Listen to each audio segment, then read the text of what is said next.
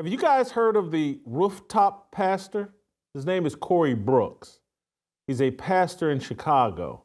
He once spent 11 months on a rooftop, I believe in Woodlawn, trying to raise money or raising money for a facility, a community center, a community facility to change the dynamics on the south side of Chicago. Corey Brooks went to Ball State University at the same time as yours truly. We did not know each other then, but I wanted to get to know him now. He knew some of my friends that I played football with in college. Anyway, I wanted to introduce you all to a minister who is living out a biblical worldview and biblical principles in one of the toughest places in America, Chicago.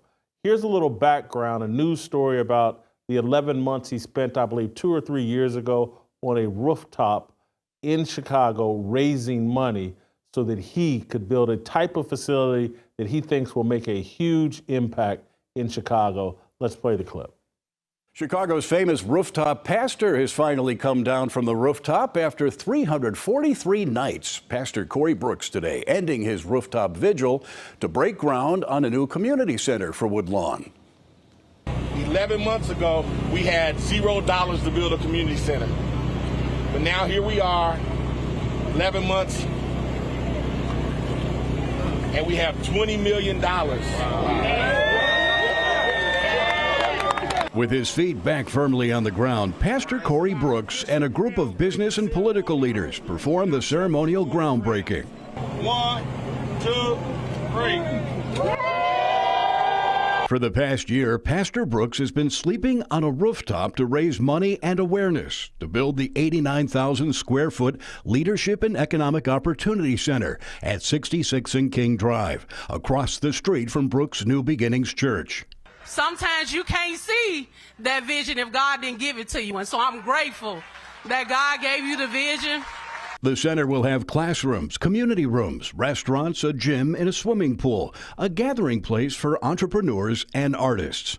We striving to bring the community together, to end the gun violence, to end the violence, to bring about services to the community, which is what we need.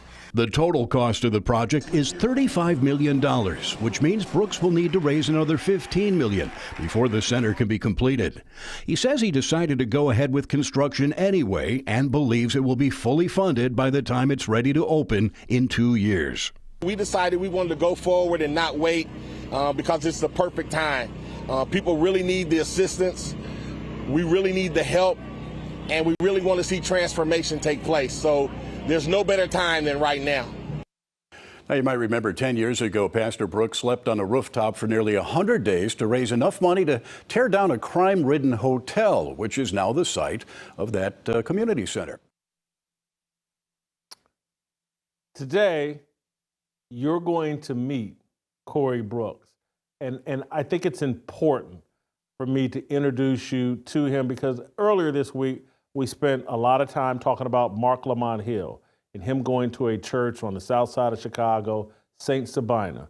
And we had some critical things to say about the type of ministry that would allow a Mark Lamont Hill to come into a church and preach that much political and racial idolatry.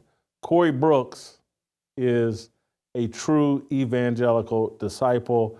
He's conservative. He pays a price for being that type of conservative. He's an insider and knows the ins and outs about what's going on in Chicago. I can't wait to share this conversation with you all today.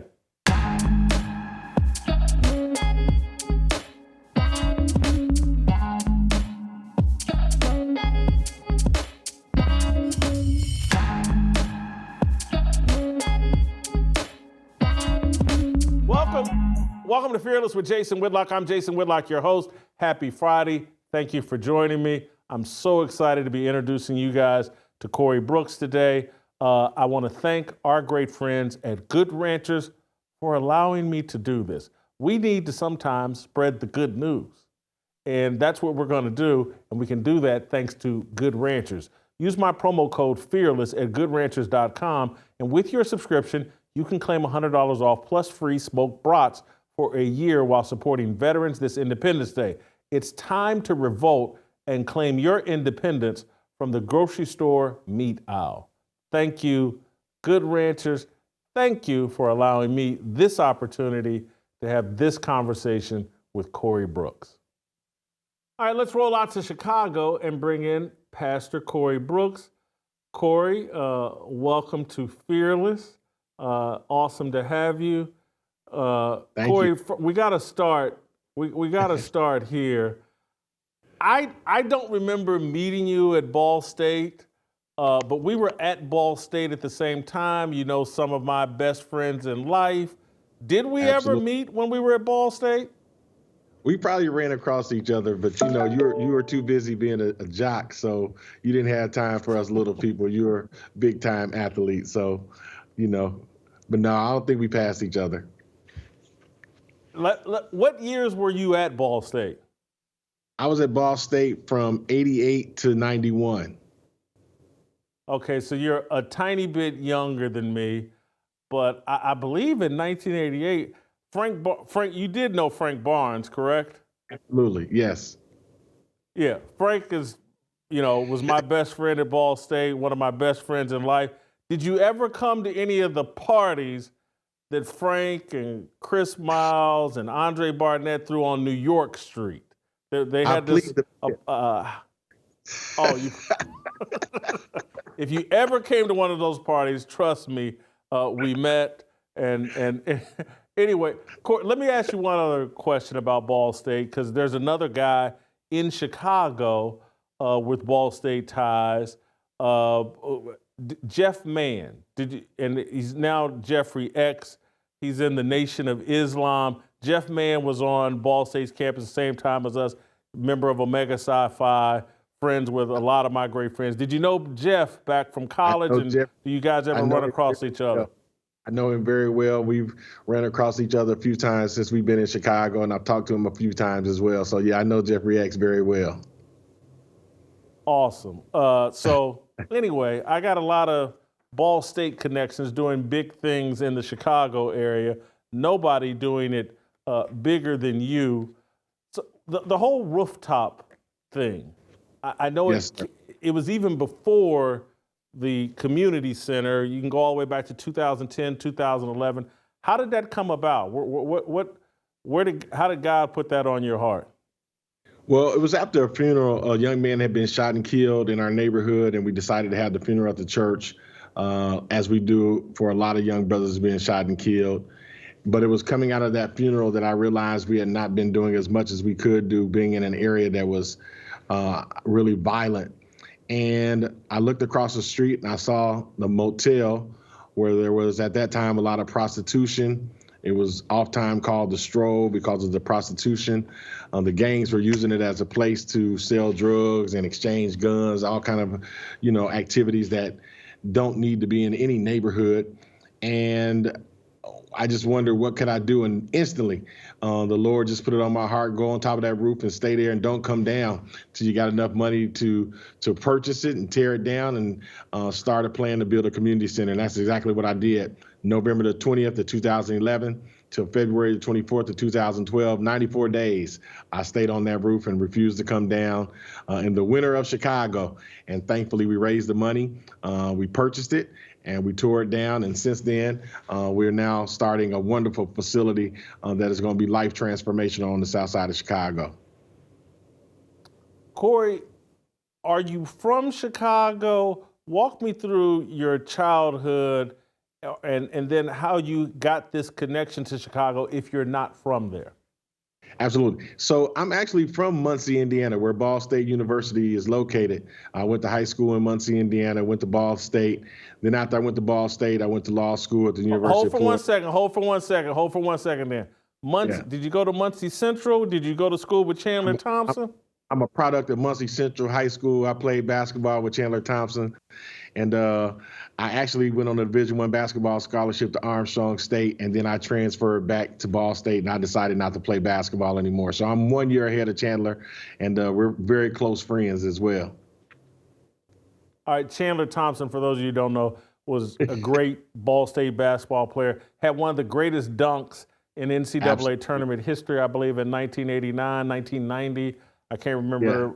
Maybe it was against UNLV, but Absolutely. Chandler was a great Ball State player. Not quite Bonzi Wells, but in terms of Not quite. athleticism, he was tremendous. So anyway, how did you end up in Chicago? So I was pastoring a small church in Richmond, Indiana. I was 23 years old, and an older pastor invited me to Chicago to minister. And while I was there, he said, "Listen, you need to get out of that little small town. Let me take you to some churches that are vacant." So he took me around to about 4 churches that were vacant. One of those was a church called West Point Baptist Church on 35th Street in Cottage Grove. I got called to pastor that church. However, I stayed there 3 years. It was a very, very traditional church, and it was not quite what I wanted to do with ministry. So we started looking at the most dangerous places in Chicago where we could plant and start a church, and that's exactly what we did. We found Woodlawn, where the gangs originated in Chicago, and we ended up on King Drive, and that's where we started making impact. So that's kind of how I ended up in Chicago, and that's how I ended up in this really tough neighborhood as well. What year is that you first get to Woodlawn and in that area? So it's around 2006. We ended up buying this old skating rink that was a mess, and it was called the rink, and we purchased it and redeveloped it, and that's where we made our home. But that Woodlawn area, it was home of the Black Peastone Rangers, who were one of the gangs that originated in Chicago. It was also home of a very popular gang called the Black Disciples. So those 2 gangs primarily got their founding and starting in the Woodlawn area. So that's one of the reasons why it was so tough. And even to this day, it's a very tough neighborhood. And so I'm assuming that's on the south side of Chicago, or is that on the west side? Yeah, it's on the south side of Chicago. We tell people it's on the best side of Chicago, the south side of Chicago. We accept the west side, but it's not the best side.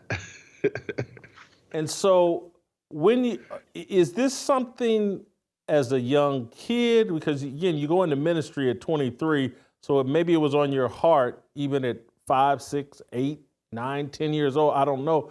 But you envisioned doing a ministry in one of the toughest communities, because you said you were at this previous church and it was more traditional, wasn't your vision. You always had a vision of being in one of the toughest zip codes? No, I tell people one of the things that I did not want to do was to be a preacher. I despise pastors. I despise preachers. That's not something that I really aspired to do. But I had a mother, thankfully, that made me go to church, forced me to go to church, no matter how much I would hang out and kick it. She made sure when you come in on Sunday, you're going to church. And I'm glad she did. As a result, I finally got a relationship with the Lord and got a call to preach at 19. And then from there, I went on to school and did what I did.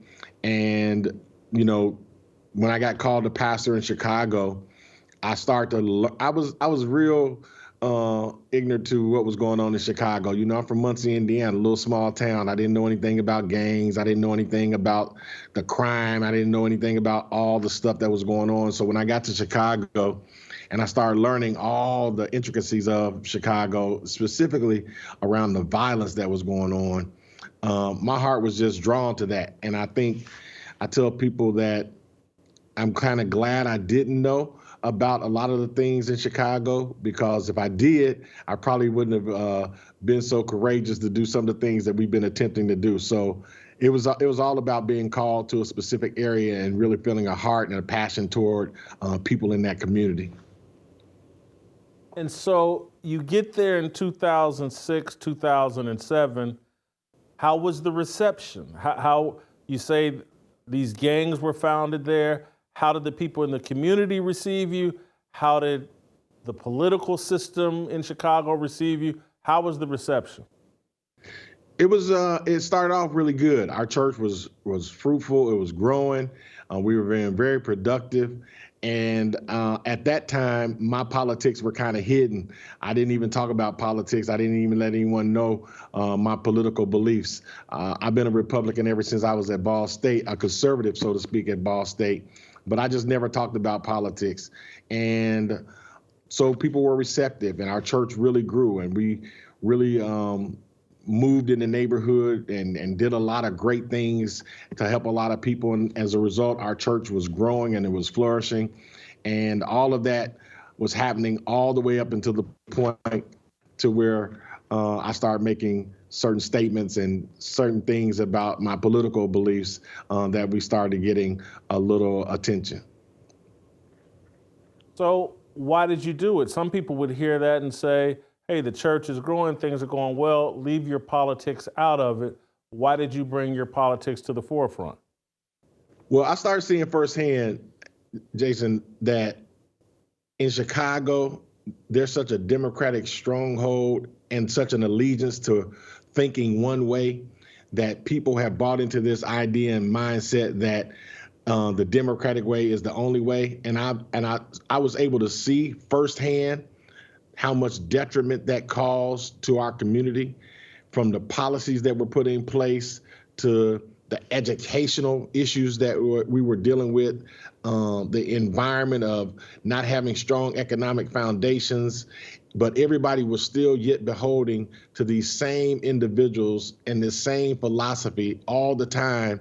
Our community was continuing to spiral down and go downward. And I said I couldn't take it anymore. I just couldn't stand it. And so I started to speak out against certain policies and certain things and about the way I think things should be. And all hell broke loose. What year is that when you make the pivot, and where does the resistance come from? It's about 2014. So there was a governor who was running for governor at that time. His name was Bruce Rauner. He was a Republican governor. And up until that time, I had not told anyone who to vote for. I pretty much just been preaching the gospel and not trying to stay below politics, because I knew, being in Chicago and being a conservative, that could bring some negativity. At that time, I didn't realize how much.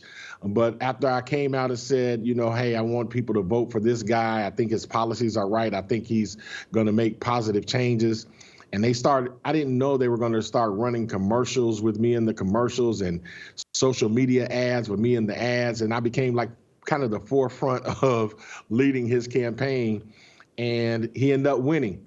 And as soon as he got in, he started making some drastic changes that were much needed for the state and much needed for the city. But as you know, the machine and the system didn't like it. So what did they do? One of the things they decided to do was come after me. And it hurt me tremendously from a church growth perspective, from a financial perspective, from just it being in the community. We had death threats. Our family had to go into hiding for a little bit. I've never seen in all of my life unions picketed someone's house, less known a pastor, but they picketed my house, they picketed our church, and it became just a real tough time. Corey, and I'm getting a tiny bit distracted and may spin off course here, but you've said some things like, have you written a book? There's a book in you about what's... I haven't written it yet, but I'm in the process of writing it, because I think people really do need to know that when you're in a stronghold of an area and you start to speak out for what you believe to be right, especially if you're a Black conservative and you really have a heart for people, and then you start getting attacked in ways that are unfair and in ways that are unjust, it makes you feel some type of way, but it makes you stronger. I tell people I survived the attacks, and we lost about 3/4 of our congregation. We went from a congregation of about 2,000 to a congregation of about 500. And it wasn't because of sin. It wasn't because somebody was doing some kind of crazy behavior. It was all because of my politics. And it was all because of how they made me to look. And at that time, I didn't know how to quite defend myself, because I wasn't ready for the onslaught of what they were going to throw at me. But now we're turning that around, and people are understanding why I said some of the things that I was saying, and they understand the positions that I hold now a lot better. Guys, you know I love talking about preborn and our passion for preborn. No organization supports our worldview that life begins at conception better than preborn. Preborn provides ultrasounds to expectant mothers who are considering abortion. Once this woman sees her baby in the womb, an image of her baby in the womb, once she hears that baby's heartbeat, she is more than twice as likely to choose life. And that's when preborn steps in and steps up. Preborn will provide for that mother everything she needs to get through the pregnancy and for the first 2 years of that baby's life. They're able to do that because guys like us, girls like you guys support Preborn. I've introduced you to Dan Steiner, the founder of Preborn. He's been on the show several times. He was a sponsor. Preborn was a sponsor of Roll Call. We know where our money is going. It's paying for ultrasounds. It's paying for diapers and baby food and all the things a woman needs to get that baby through the first 2 years of life outside the womb. There's 2 ways to give. Pound 250, say the keyword baby. Pound 250, say the keyword baby. Whether you give $28, which will pay for 1 ultrasound, or whether you give $280, which will pay for 10 ultrasounds, it's all appreciated. It all goes towards a great cause. The other way to give, preborn.com/fearless, preborn.com/fearless. That's the way I prefer to give because, I just like, make sure they know the money's coming from Fearless. So anyway, join me and us and all the Fearless soldiers in supporting Preborn.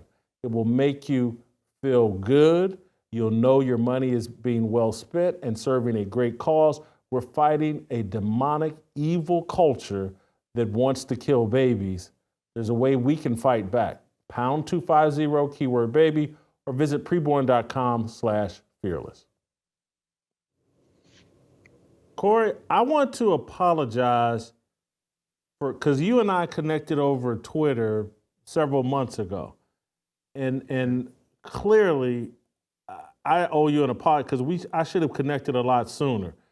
Holy cow! You went from a church of 2,000. I mean, Yes. You're starting to build. You're having tremendous impact, starting to build a mega church, and as soon as you start letting your political views out, the church is down to 500, 600 people. Absolutely. And the only reason was because of the politics. Like I said, I never have seen anyone's personal life be attacked by unions.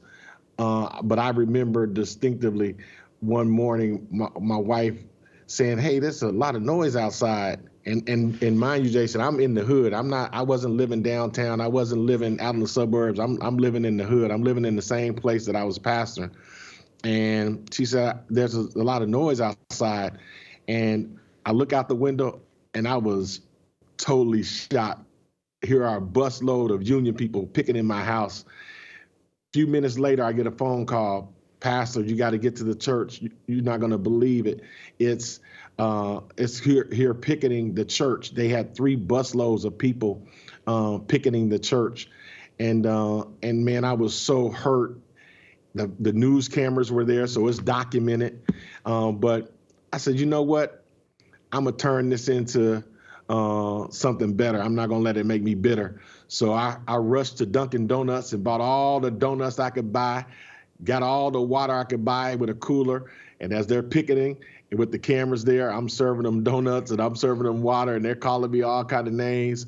But I refuse to bow down to that political thought. And so, and not that this is that important, but I just want to understand and paint the picture. Are these black union workers, white union workers, a mix? All black union workers, and who really didn't even know me, but they were so upset with Governor Ronner making cuts and the things that he did. And I guess they wanted someone to pay. And so since I was in the neighborhood, they found it more easy to put signs together calling me every name that you could possibly imagine, names that I know you've been called as well, being a conservative and a black conservative at that. I know you can relate to some of the names being called, but they had them on signs, they were picketing, they were yelling, and and it became such a distraction in our community that people just said, it's not, they didn't want to come to the church because they just didn't want to endure those type of things. Their family, some of those family members making the attacks, and it was a really big issue. So that's the political reaction to you. Walk me through the history from 2006 to now, the community that, again, you're in a community that has a lot of heavy gang influence. Yeah. Did the gangs mess with you at all? So one of the things that I've been very blessed is that even though I'm not from Chicago, a lot of people think I am, and they treat me like I'm from Chicago. And that's because I have such a heart for the people on the south side of Chicago, specifically those young brothers who have been in gangs. And I built so much trust up with them that it kind of became an issue where I was doing better with gangs than I was doing better with church folk. And so the gangs, they didn't really mistreat me. They didn't really do wrong by me. They embraced me, and that's because I helped a lot of them get jobs. A lot of them, when they didn't have money for funerals, a lot of churches, even to this day, if you don't belong to their church, you can't have the funeral there, and especially if you were shot and killed in a gang. But I've done the direct opposite all the time. If you were shot and killed and you need a place to have a funeral, I'm going to do it. And that's just one of the callings that I feel led to do, because where else can you get that many young black brothers in an environment to say something positive to them than at a funeral sometimes? And so I took full advantage of that and opened my doors to them. So they never really attacked me, and they always saw me as an individual who was trying to help them out. And that's one of the reasons why I was even able to get along with some of the guys who are very popular in the rap industry.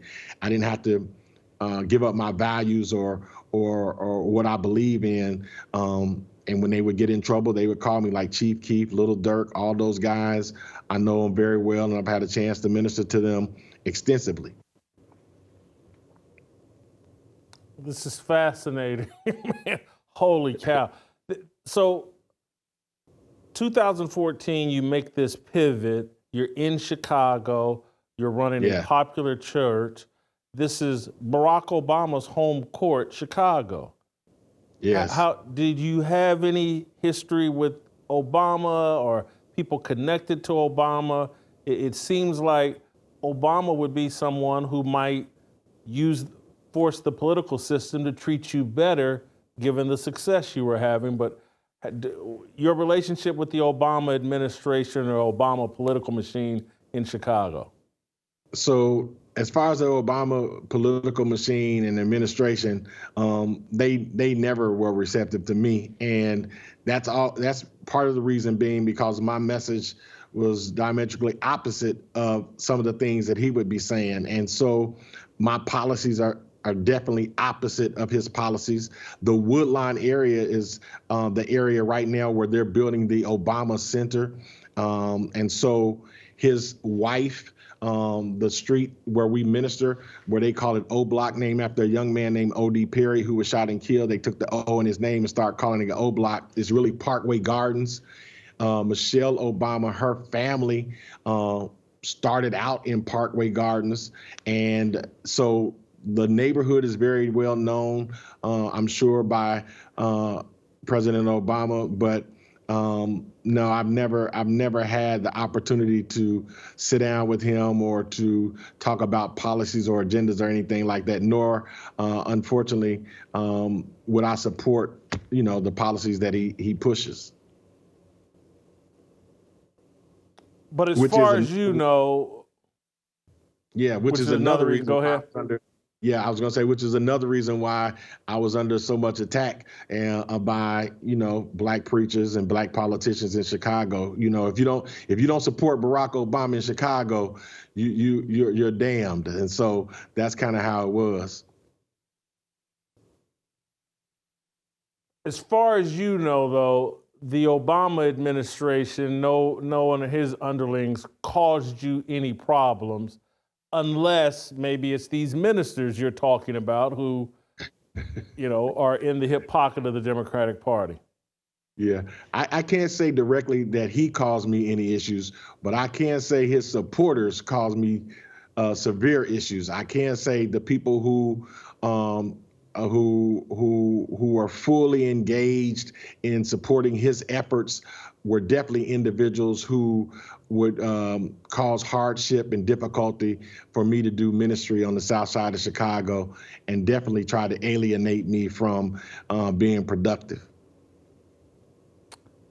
So there's a lot of conversation right now in this election cycle that black men are making a pivot, black people are making a pivot a little bit more away from the Democrat Party, that this whole illegal immigration thing, particularly in Chicago, is making black people reassess their political support. You're on the ground floor of this. Is this true? Do you see this in Chicago, that people are open to considering a different political path? Yes, and about time. I've been saying for years that we should not be beholden to one party, that we should make sure that we understand the interests of what our community needs. And part of that is not allowing one party to control our destiny. And what we're seeing now happening in Chicago, and I'm so grateful and thankful, and not just in Chicago, but I think it's happening across America, specifically, as you said, with black brothers. They're starting to say, hey, we want to look at something different. We want to think about doing something different. So in Chicago, there is a movement of individuals and people who are moving away from totally being engaged with the Democratic Party and trying to see what opportunities are available out there as it relates to other parties. And so I'm thankful for that, because I believe ultimately it's going to make our community stronger as we look at the policies concerning immigration, as we look at the policies concerning school choice, as we look at the policies concerning the open borders and things like that, and the taxation that's going on. Chicago is being taxed like crazy, trying to pay for pensions, and people are waking up to these issues that they normally would just allow to happen. And so it's going to be a shift, definitely a shift. Guys, I want to talk to you about Sarah Gonzalez and the Blaze Originals team. They decided to head down to Michigan, a pivotal swing state, to find out what's going on with our elections. Michigan changed its voting laws after the 2016 presidential election. Why do you think they did that? Maybe it could have been an effort to manipulate the election process. The Blaze Originals team has done a docuseries on voter fraud exposed, how elections can be stolen. It's based on what transpired in Michigan, but it really applies to all of America. It's something we all need to learn about. This docuseries is tremendous.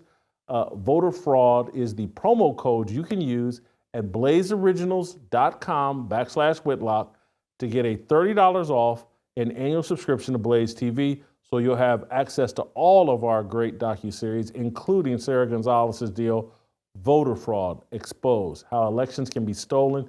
Again, use the promo Voter Fraud at blazeoriginals.com/Whitlock to get $30 off your annual subscription. Corey, listening to you talk made me think about Vince Everett Ellison. We had him come into town to speak at Roll Call. He's a prolific author.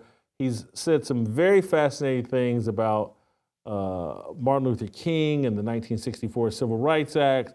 And he hammers this point about where our rights come from and how, as black people, we've been trained to think that our rights come from government and they actually come from God.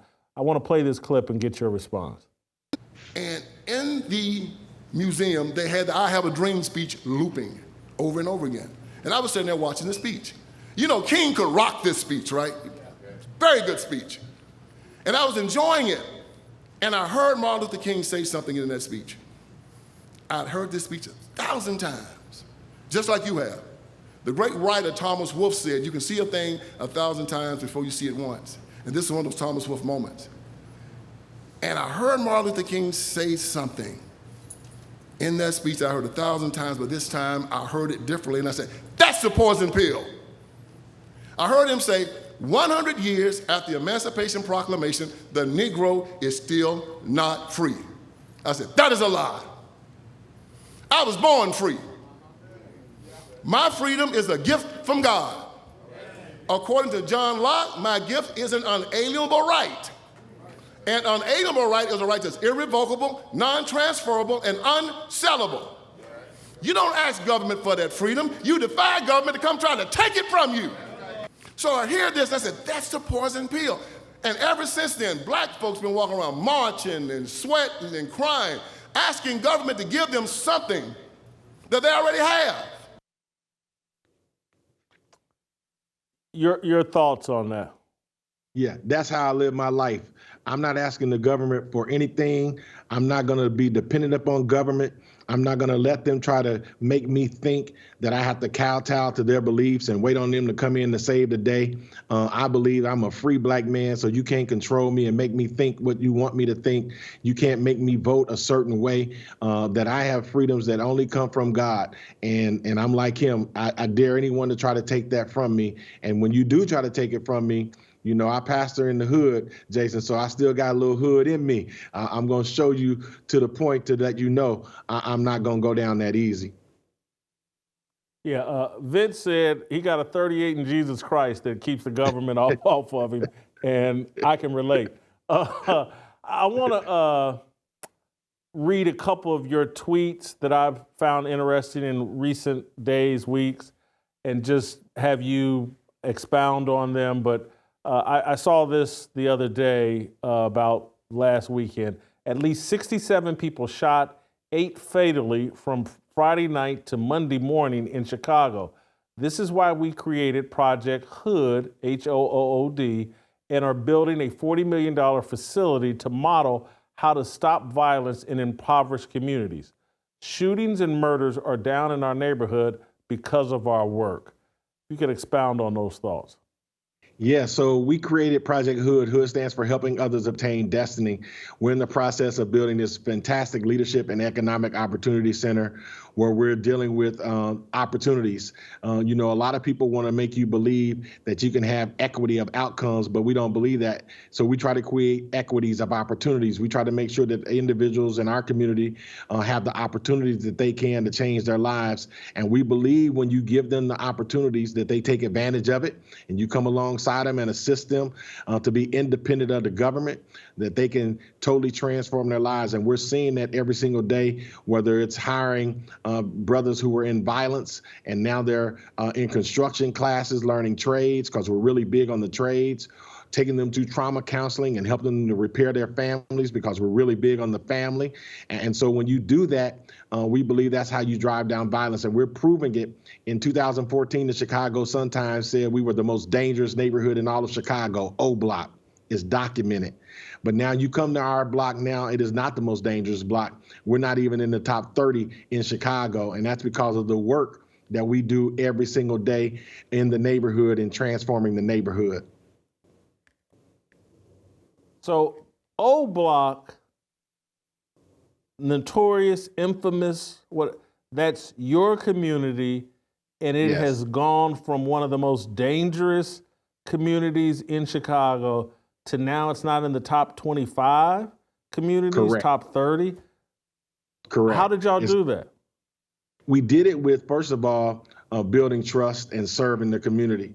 A lot of people shied away from working with individuals who are on the fringes, but we don't shy away from the fire. We go into the fire. And we decided we're going to take those brothers who have damaged the community and teach them how to do different, help them change their mindset, help them change their mentality, and give them some skills. And when you do that, that's where you begin to transform things, and people start to take accountability for themselves. And so we went to all the 5 major cliques or gangs in our neighborhood. We hired some of the major influences, and we took them through trauma counseling, conflict resolution, and we hired them to be violence prevention workers, and it has worked. Now we have over 25 of those individuals, 5 from each neighborhood, from each clique. And we've trained them, we've taught them, and now they recruit for us, just like the gangs would recruit. They recruit for us for our programs. That's how we keep our construction trade classes big. That's how we keep our entrepreneurial classes big. That's how we keep our financial literacy classes big, because we recruit and we use these individuals. And so putting the work in, rolling up your sleeves, and mostly just deciding that you're not going to wait on government. That's the biggest thing that I think our community has to learn, that we can't continue to wait on government to come in and save the day, because as we can see, they're not going to save the day. They're not going to fix the problems in our neighborhood. We have to make up in our own minds that we can do it ourselves. And so that's how we've been able to transform our neighborhood from being the most dangerous block in all of Chicago to not even being in the top 30. I want to play you a clip from former NBA player, NBA champion. He's a popular broadcaster, Steven Jackson, and get your reaction to Steven Jackson bragging about hanging out on O Block. Let's play the clip. Yeah, a lot of y'all be on O Block pulling up, taking pictures. Where we at? Tell them how they coming. We're in the middle of it. I mean, y'all pull up and take pictures and y'all not allowed to. They sneak. And one thing about it, if you're a real one, you don't mind checking in. Checking in. What'd you say? I check in with the real one. That's why I'm in the middle of O Block. Where you at? You see the hoop? Where you at? I'm in the middle of O Block. Me. Listen, man. Middle is bitch where the people's be, you know what I'm saying? Where the real people's be, man. Shit you can't pay for. Rap cap, man. No rap cap. Shit you can't pay for. Me. We really out here. O Block. Chi-Town. Rest in peace, King Bone. We in the middle of O Block, ain't we? 64. Quit playing, man. 65 to be exact. I'm everywhere, you never there. Let me tell you how sickening that is. Steven, go ahead. I'm gonna tell you how sickening that is before you even comment how much stupidity that is. You have an individual, a former NBA player, come to our neighborhood and exploit our neighborhood for his own social media gain, for his own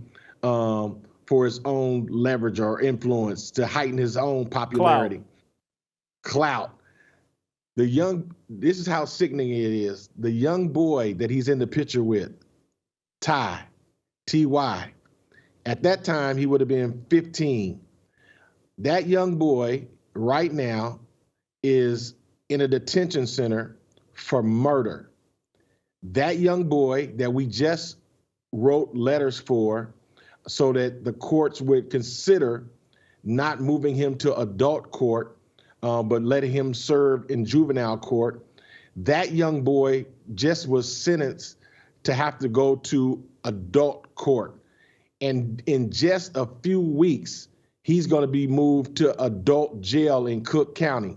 So here you have people like Steven Jackson, that if he wanted to do something influential, if he wanted to do something that could be helpful, he should have took that young boy who was right on his side instead of exploiting him and allowing him that type of lifestyle.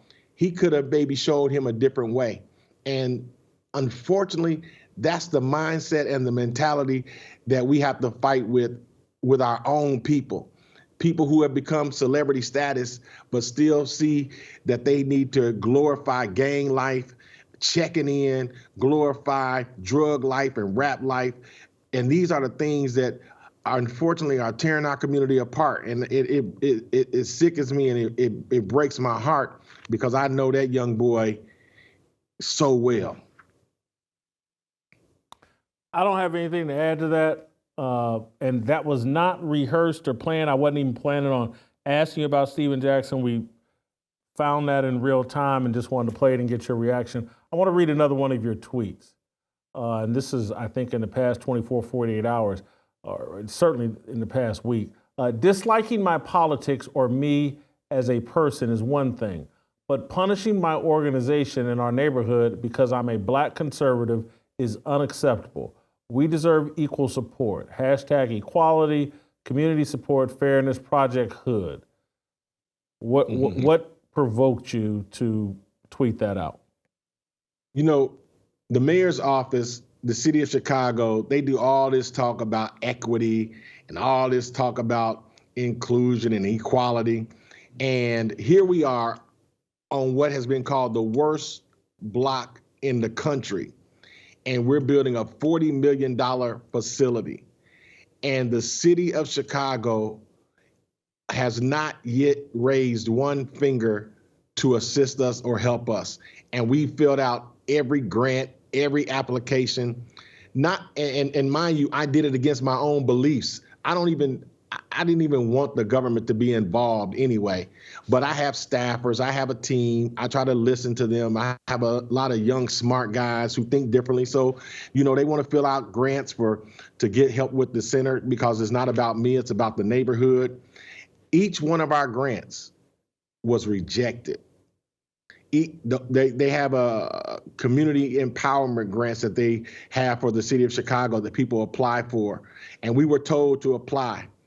I even went and sat down and talked with the mayor after trying to get in to see them forever. I finally got a conversation and I left thinking that if I don't do things the Chicago way, we'll never get assistance. And I told my president of Project Hood and our chief of staff, man, they are not going to help us.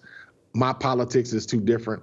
And when we finally got the paper or the letter saying that, you know, there was no help coming, I thought, what an insult. You know, you have a problem with me and my politics and what I believe in my conservative values, and you're taking that out on a whole community.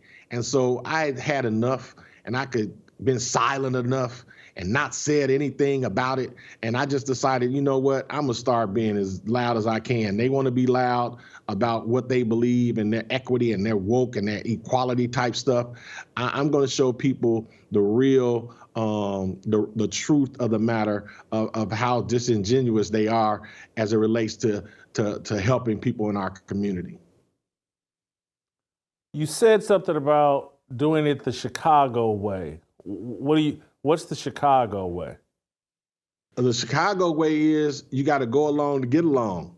The Chicago way is you got to do it their way. You got to shut up, sit back. And I've even had people tell me, you know, Corey, they probably would have helped you if you just shut up, if you don't say anything, if you stop being so vocal, if you stop tweeting, if you stop writing articles, they probably would help you. Well, you know, my thing is this: I've been beat up enough in Chicago, and I've lost enough in Chicago that I'm not gonna bow down. And if anything, I'm gonna be like the 3 Hebrew boys who were thrown in the fire. You know, you think King Nebuchadnezzar would have been happy with everybody bowing, but he wasn't. He was upset with 3 boys who didn't bow. Well, I'm gonna be like them. I'm not bowing. I'm not going to kowtow. I'm not going to have a yellow streak down my back just to get what they have. They can keep what they have if it means that I got to shut up and be quiet. I want to read another tweet. It's on the same topic. Brandon Johnson, the new mayor. We have been relentless in our efforts to get city support, but to no avail. According to the mayor's plan to reduce violence in the most violent neighborhoods, we do everything and more that is being mentioned, yet no support. Please help me understand. Yes. Brandon Johnson is better or worse, or even, I don't even know if this is a proper question, but is he an improvement over Lori Lightfoot, or is he worse than Lori Lightfoot? Yeah, they're about one and the same. I mean, the whole progressive politic and the whole idea of these progressive politicians changing things in the city does not benefit us. Even now, they put together a committee to show you just how things operate in Chicago. They just now put together a committee and designated $500 million $500,000 toward forming a reparations committee in the city of Chicago. So here you are, you have progressive politicians saying, hey, we're going to take $500,000 and we're going to form a committee to study doing reparations in the city of Chicago. That's the type of foolishness that we deal with, and that's the type of leadership that we're dealing with at this present time. Corey, when I come to Chicago, or when we talk on the phone later today or later this week or every day, but one of the ideas I want to talk with you about is there's a way they could get me on board with reparations. And Chicago may be a place where this idea could take, but if reparations were about setting aside construction jobs for Black fathers in an area like Chicago, and it was a bunch of money for primarily that focused on Black men, because again, we have a lot of programs focused on Black women. We got a lot of programs focused on women. We got to build up women as leaders, blah, blah, blah. But if there was some sort of reparations that was about, hey, we're going to go into Woodlawn and some of these other neighborhoods, and we're going to revitalize them. And if you're a Black father, you'll be first in line to get one of these jobs. That's the kind of reparations I believe in. And then if you're a Black father who's married to the mother, we're going to even make you a special higher priority and maybe even pay you at a higher rate than anybody else. That's the kind, if it was all directed towards motivating Black men to help rehabilitate and rebuild the communities they actually live in, I could get on board with that type of reparations. But just cutting people a check so they can go out and buy new Air Jordans or get flat screen TVs or whatever, I'm just not for that. But if it was directed towards men and providing them work that directs them to help rebuild the communities they live in, I could actually get on board with that. Yeah, or incentivizing education for young Black boys who are going to schools where the reading proficiency is 4% and the math proficiency is 6% in our neighborhood, and incentivizing them opportunities to go to better schools to get a better education. I would be all for that every single day. But as you know, that's not the type of reparations they're talking about. They're talking about cutting people checks so they can go buy some big screen TVs, buy some Jordans, turn the money over one time from their pocket into other pockets out of our neighborhood. That's the type of reparations they're talking about. And that there's no way I could ever sign on to anything like that. Well, and maybe we need to be pushing these alternative ideas, because I remember a couple years ago when they showed the dads that showed up in some school in the South that had like 35 consecutive days of some sort of violence, and then the dad showed up in the schools and the violence stopped on a dime. Yes. I would be for reparations that would pay fathers to go into these schools and just be there, and if you get paid, if the violence and the fighting goes down, you get paid even more. But it can't, just cutting checks makes no sense. But incentivizing men to be responsible for their children and for their community, and there's some rewards attached to that, I could get on board with that. Yeah, I would love to talk with you about it, and I would love to possibly try to figure out alternative ways, because I think we both agree that just cutting checks is not the way to go. But if we can definitely incentivize to help our community be better, help our families grow stronger, help Black men take responsibility and accountability, man, I'm all for that. Corey, I appreciate you making the time for us today. I hope this will not be your last visit here to Fearless. You got an open invitation. Would love to have you. I'm going to come out to Chicago. Maybe me, you, and Jeff X can have lunch or dinner. I can't remember the last time I've seen Jeff. We talk from time to time, but I'm not surprised you guys are connected. Corey, thank you so much for making the time for us today. Thank you so much. And come on to Chicago, check out the center that we're building. You'd love it. Perfect. All right, we're going to play some tomorrow, and that means we'll see you next week.